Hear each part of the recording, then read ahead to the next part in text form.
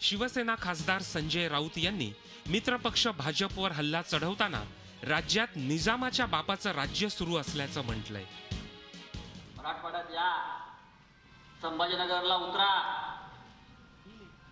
चंद्रकांत खैरेंना आमच्या गाडीमध्ये घ्या, तुमच्या दाखवतोय दुष्काळ मराठवाड्यातला, पण आले का नाही आले, म्हणून हे निजामाच्या बापाचं राज्य। कुठले अच्छे दिन आहे तुमचे? 4-5-25 लोकांचे अच्छे दिन आले असतील, खडसा आले असतील। तर शिवसेनेनं औरंगजेबासारखं वागू नये अशा खरमरीत शब्दात भाजप आमदार राम कदम यांनी संजय राऊत यांना प्रत्युत्तर दिलंय।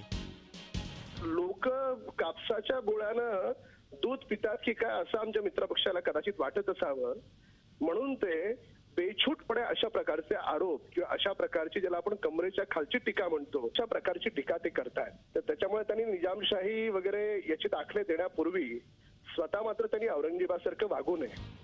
त्याचवेळी शिवसेनेनं तोंडाळपणा कमी करण्याचा पलटवारही भाजपनं केलाय।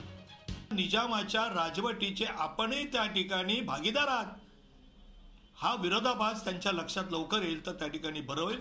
म्हणून मला असं वाटतंय की या ठिकाणी त्यांनी सांभाळून बोललं तर अधिक त्या ठिकाणी उपयोगी होईल। दरम्यान माध्यमांसमोर आणि 4 भिंतीत बोलणार नाही तर खुल्या मैदानात शिवसेनेला उत्तर देऊ अशी प्रतिक्रिया भाजप प्रदेशाध्यक्ष रावसाहेब दानवे यांनी दिली।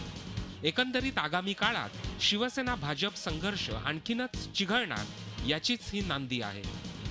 Bureau report, Zee media. Zee 24 तास रहा एक पाऊल पुढे।